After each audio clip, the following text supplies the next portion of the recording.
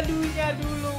Wah, gila nih si seksi menggoda banget hitamnya nih. Oh, dalamnya tuh super crunchy. Karena tepungnya tuh kayak nempel banget sama pisangnya guys. Gila nih sih. Wah, crispy-nya ini nggak pernah gue dapetin di pisang-pisang madu sebelumnya yang gue makan ya. Ini benar-benar crispy banget loh. Kan rumahku tuh jauh banget loh dari Marem. Tapi sampai di rumahku juga tetap masih crispy banget guys. Gila. Wangi banget pisangnya.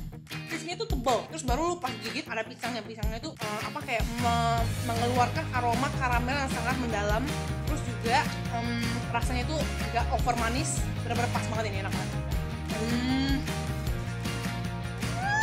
Enak banget guys.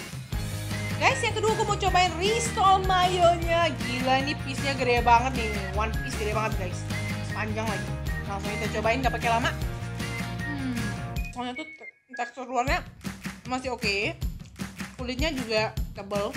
Dalamnya itu mayonya rada-rada asam guys, menurut gue. Dia tuh nggak gitu manis, tapi lebih ke asam.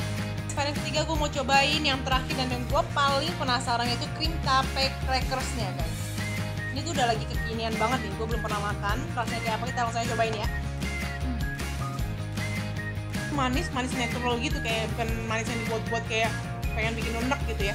Roti di luarnya tuh asin-asin guys, jadi ini pas banget. Nggak crispy ya, yang luar ini udah jadi agak lembek. Ini dalamnya tuh nggak rasa tape yang biasa lu makan kan. Tape kan ada bau-baunya, bau-bau alkohol. Cemilan yang sangat emang bener-bener pantas jadi populer ini, emang enak banget sih. Jangan lupa like dan subscribe. Sampai jumpa guys di kulon berikutnya ya.